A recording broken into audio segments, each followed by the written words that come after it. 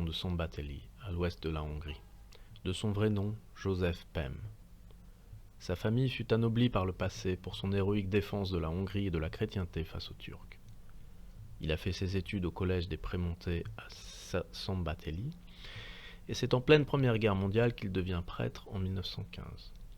2 ans plus tard, il est nommé professeur de religion au lycée d'État de Zalaegerszeg, notamment en charge des cours de latin, mais aussi membre de la direction des coopératives de crédit, du conseil municipal et rédacteur à l'hebdomadaire local.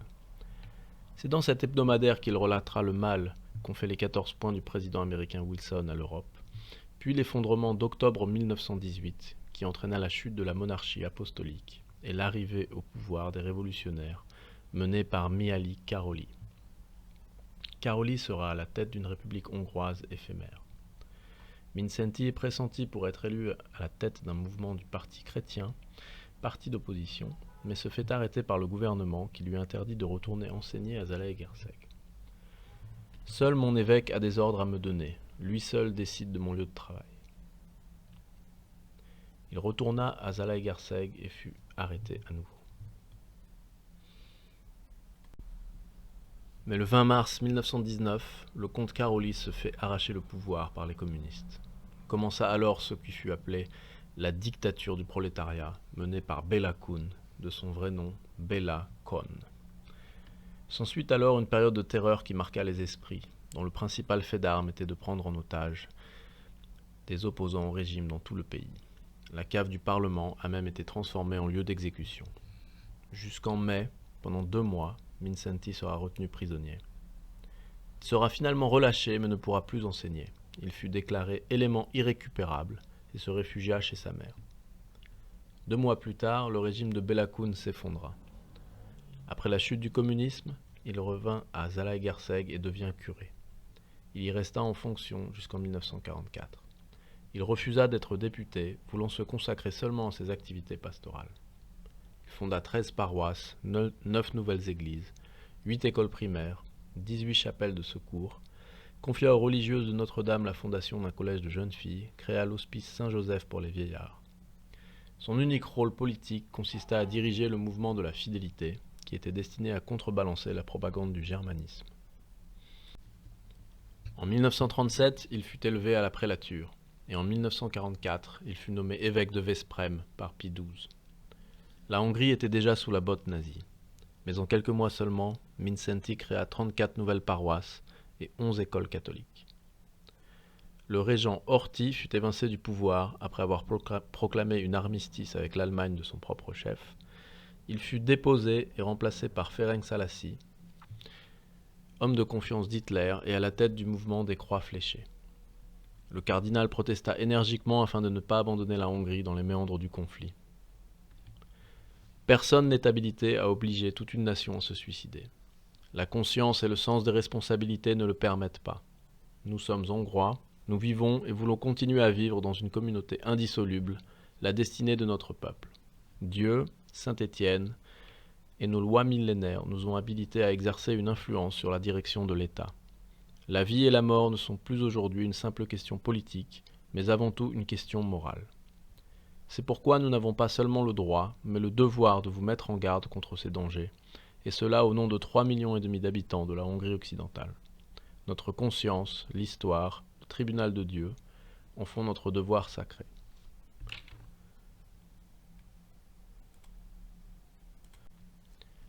À la suite de cette protestation, Mindszenty fut encore arrêté. Mais à la chute du régime nazi, c'est désormais l'occupation soviétique du pays qui est actée via un gouvernement communiste. Alors libre après la fuite de ses gardiens de prison, le nouveau gouvernement tenta de séduire Mindszenty, mais il résista. Il signa alors une lettre collective de l'épiscopat hongrois, stigmatisant l'assassinat par les soldats soviétiques de l'évêque de Győr, Vilmos Apor. À sa sortie de prison, il fut aussi terriblement abattu lorsqu'il constata que de nombreux prêtres et de nombreuses religieuses ont été violés, pillés, assassinés. Ni les enfants, ni les vieillards ou les prêtres de campagne n'avaient été épargnés. Mais en 1945, après le décès du cardinal Szeredy, il devient primat de Hongrie et archevêque d'Esztergom. Le titre d'archevêque d'Esztergom et de primat de Hongrie n'est pas anodin. Au-delà du fait d'être à la tête de la hiérarchie ecclésiastique hongroise, historiquement, la constitution hongroise précise qu'il se situe en dessous du roi. Il est supérieur au ministre ou bien au seigneur. À ce titre, il est aussi premier baron de Hongrie. C'est lui qui devrait gouverner le pays en cas de vacance du trône royal. Il a aussi une autre fonction essentielle, celle de garder la Sainte Couronne, considérée par les Hongrois comme le trésor par excellence. Symbole sacré de la nation hongroise et de sa fidélité à ses origines chrétiennes. Seul peut être roi celui qui a touché la Sainte Couronne. C'est aussi le primat de Hongrie qui couronne le roi. Notons aussi que, depuis la conversion de leur chef Saint Étienne, le roi bénéficie du privilège et du titre de roi apostolique. Esztergom était à l'époque la capitale du royaume de Saint Étienne, et il y avait fondé le siège archiépiscopal. Mais revenons-en au cardinal. En février 1946, il fut élevé au rang de cardinal par Pie XII. Il fut alors l'âme de la Hongrie. Il était tellement populaire que les soviétiques durent compter avec lui. On le surnomma le cardinal d'acier. Il n'hésita pas à protester de manière énergique contre chaque politique visant à affaiblir le catholicisme. Il n'hésita pas non plus à remettre au goût du jour la mémoire du cardinal Pázmány, qui au XVIIe siècle fut le grand restaurateur du catholicisme hongrois lors de la contre-réforme menée par l'Autriche-Hongrie des Habsbourg. Il déclara aussi face aux abus de l'occupant soviétique en 1947. Ni l'intérêt d'un travail collectif, ni celui d'un parti ou d'une charge ne justifient les actes immoraux. L'État se plaît dans le rôle de gendarme. La tentation de toute critique est étouffée par la mort naturelle ou violente. On épure sans cesse les ennemis prétendus du pays. Le fort intérieur de l'homme n'est pas du domaine de l'État. Ce ne sont que les régimes policiers qui revendiquent ce droit. On peut idéaliser n'importe quel but, mais si on emploie des moyens pourris, le but lui-même devient pourriture.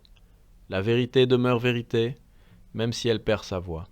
Le mensonge demeure mensonge, même si des milliers le professent et l'imposent. Les communistes hongrois, sous injonction soviétique, firent alors tout leur possible pour évincer Mindszenty. Ils lancèrent une pétition visant à forcer son départ, que Mindszenty lui-même ordonna aux prêtres et aux bons catholiques de signer, sachant qu'ils n'auraient pas le choix. Il préférait être débarqué de manière injuste que d'être la cause d'une mort injuste parmi le peuple catholique. Mais faisant face à une vague de popularité sans précédent, les communistes essayèrent de colporter de fausses rumeurs selon lesquelles le primat serait en froid avec le reste du clergé. Cette rumeur fut démentie par plusieurs communiqués du clergé. Ils essayèrent alors de faire pression sur Rome pour lui trouver un poste. Pie XII refusa. De l'avis de tous, le cardinal d'Acier fut le porte-parole de la conscience du peuple. Les prisons regorgeaient d'innocents, le vol, le pillage et le viol avaient fondu sur le pays, mais ce fut lui qui protesta au nom du peuple. Il ne cessa jamais de protester contre le régime communiste qui refusait de reconnaître à l'Église un droit de regard sur la Constitution. Il reste aussi fidèle à la maison des Habsbourg et en contact avec Otto et Zita von Habsbourg. Il ne voulait donc pas défendre des privilèges de l'Ancien Régime, mais tout simplement accomplir les devoirs de sa charge.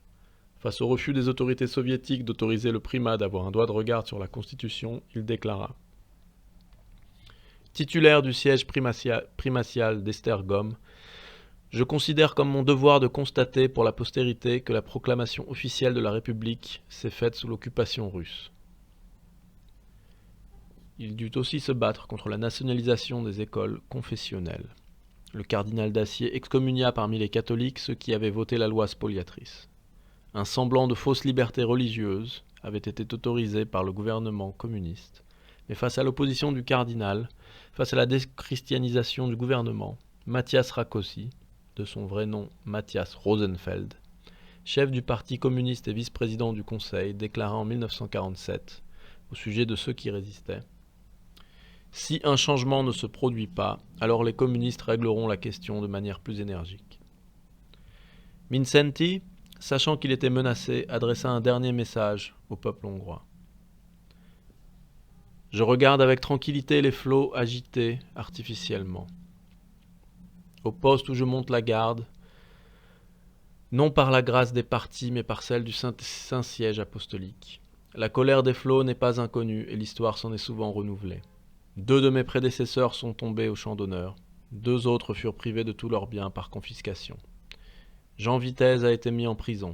Martinuzzi, tué par des assassins engagés par les puissants du jour. Pasmani, le plus grand, fut exilé.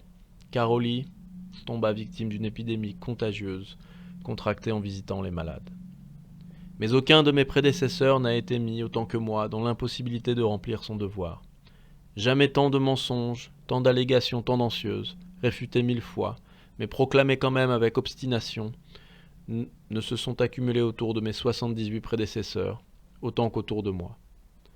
Je monte la garde pour Dieu, pour l'Église et pour la patrie. Parce qu'ainsi l'exige le service historique de mon peuple, le plus abandonné qui soit au monde. En voyant la souffrance de mon peuple, je fais bon marché de mon propre sort. Je n'accuse pas mes accusateurs.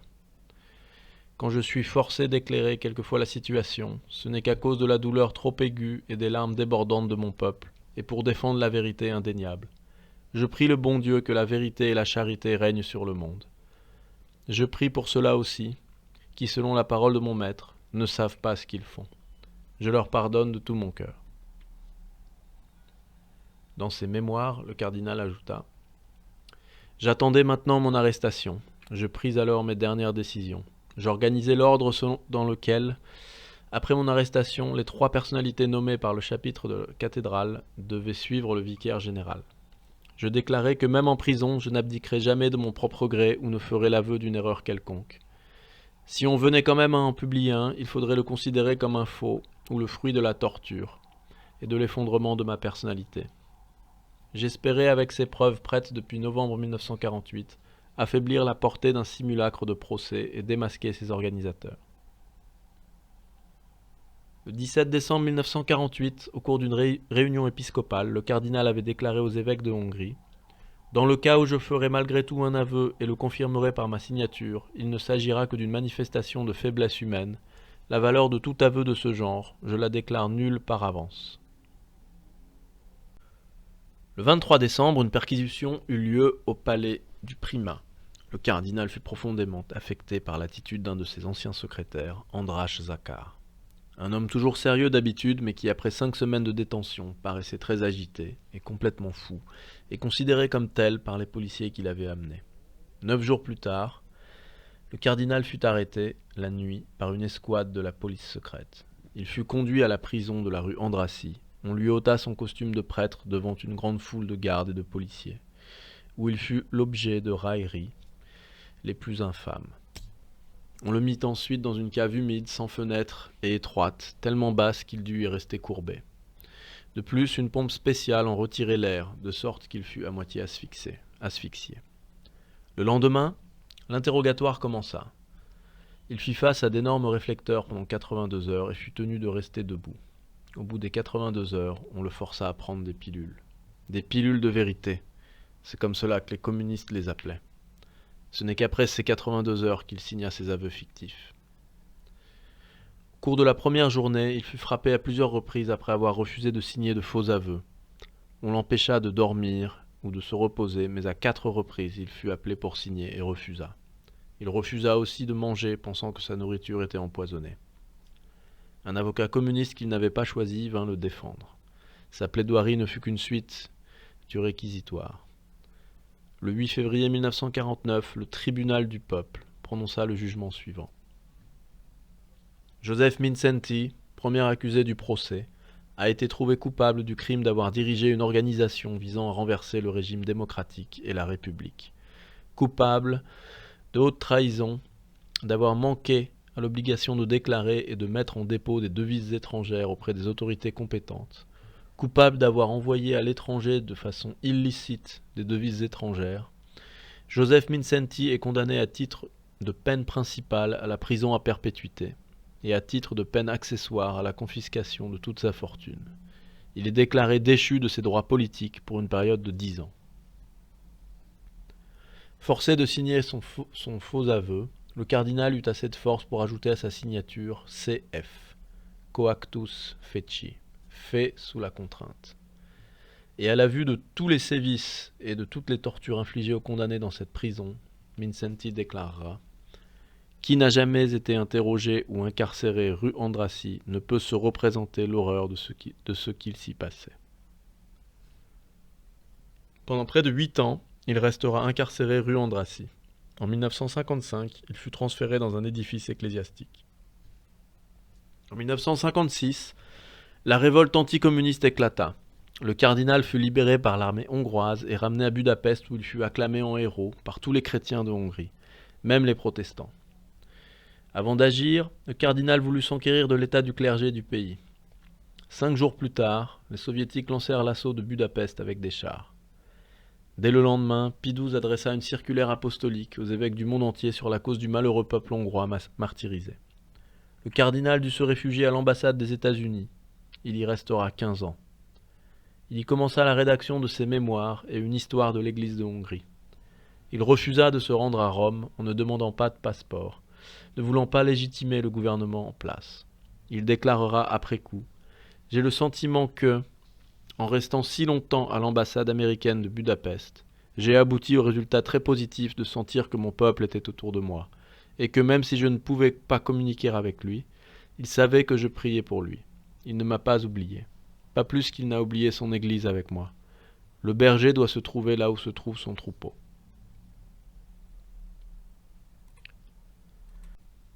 Mais comme si cela ne suffisait pas, le cardinal fut ensuite confronté à une épreuve qu'il nomma lui-même la croix la plus lourde de sa vie.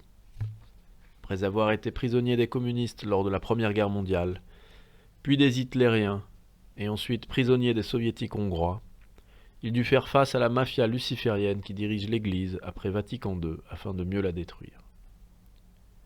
Comparons donc son traitement par Pie XII, pape avant le Concile Vatican II, avec celui de Paul VI, pape conciliaire et franc-maçon, protagoniste de Vatican II.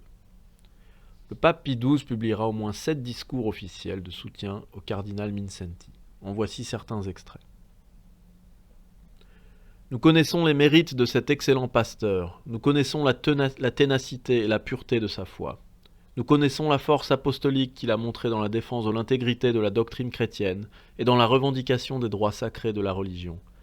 Si l'âme intrépide et forte, il se sentit obligé d'élever des protestations, en voyant que la liberté de l'Église était de plus en plus limitée et entravée par le bien des manières, et surtout en voyant empêcher le magistère et le ministère ecclésiastique, cela n'est certainement pas pour lui un motif d'accusation ou de déshonneur, mais plutôt de louange, attendu qu'il accomplit ainsi sa fonction de pasteur vigilant.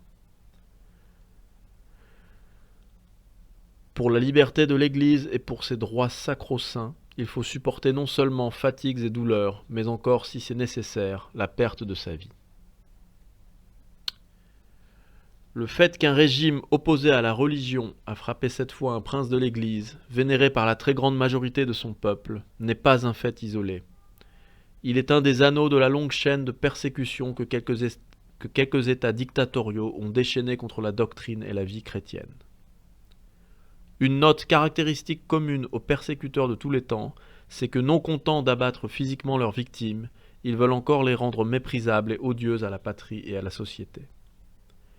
Qui ne se rappelle les premiers martyrs romains, immolés sous Néron et représentés comme des incendiaires, d'abominables malfaiteurs, des ennemis du genre humain ?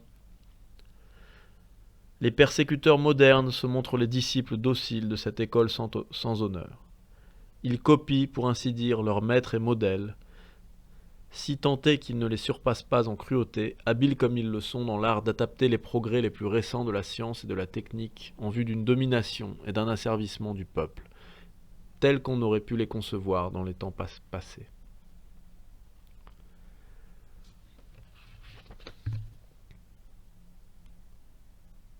En revanche, la réaction de Paul VI, pape d'après Vatican II, contraste avec celle de Pie XII. En vertu de sa fameuse hoste politique visant à ouvrir le dialogue avec les régimes communistes d'Europe centrale et de l'Est, en totale opposition avec la doctrine. On rappellera aussi que l'Église a condamné le communisme, notamment via l'encyclique Divini Redemptoris de Pie XI. Le journal italien Il Messaggero titrera au sujet du départ forcé vers Rome du cardinal « Quand les héros gênent ». Le journal ajoute « C'est la raison d'État qui a triomphé et la diplomatie qui nie les réalités humaines ». L'ambassadeur d'Italie à Budapest, le comte Franco, écrit lui de son côté. Nous avons revu son éminence le 8 octobre 1971 à Rome. Il nous a paru physiquement éprouvé, son souci étant à présent que quelqu'un et son peuple, en premier lieu, ne puissent croire qu'il avait choisi de quitter la Hongrie par lassitude ou par besoin de repos. Il pensait à sa grande Hongrie et les escaliers de la maison de Budapest qui ont été sa seule promenade pendant 15 ans lui sont plus chers que les somptueux jardins du Vatican. Le cardinal comprend que le Vatican ne veut pas qu'il publie ses mémoires ni ne les finisse. Il finira donc par fuir et s'exiler à Vienne, plus proche de son pays natal. Le Vatican ira même jusqu'à exiger sa démission en 1974, alors qu'il s'était engagé à ne pas enlever son titre de primat de Hongrie. Il fut remplacé par Monseigneur Lecard, qui collaborera avec le communisme. Face à cette injustice flagrante, seul le cardinal ukrainien Joseph Sleepy, lui aussi rompu au sévice des communistes, s'indignera. Des milliers de fidèles catholiques ukrainiens sont déportés en Sibérie, et le Vatican ignore cette tragédie. Les martyrs seraient-ils des témoins gênants? Serions-nous devenus un boulet que traîne l'Église? Paul VI ira même encore plus loin dans la compromission, en rencontrant János Kadar, premier secrétaire du Parti communiste hongrois en 1977. En 1978, il se permettra même d'autoriser au président Carter de remettre la Sainte Couronne au gouvernement communiste, chose que le cardinal Mindszenty avait défendue toute sa vie. 2 ans plus tôt, en 1975, le cardinal Mindszenty fut rappelé à Dieu. Ultime affront pour ce vieux lutteur de la foi, le Vatican ne dépêcha aucune personne à ses funérailles. Le cardinal fut ignoré alors qu'il aurait dû être acclamé. Son tort, il était un obstacle au rapprochement entre le Vatican du franc-maçon Paul VI et les régimes communistes. Il nous aura laissé comme témoignage 2 beaux ouvrages, ses mémoires, ainsi qu'un livre sur la condition de mère. À la chute du communisme en 1991, sa dépouille fut ramenée à Esztergom. En 1994 commença un procès en canonisation, et en 2019, il fut tout de même élevé au rang de vénérable catholique.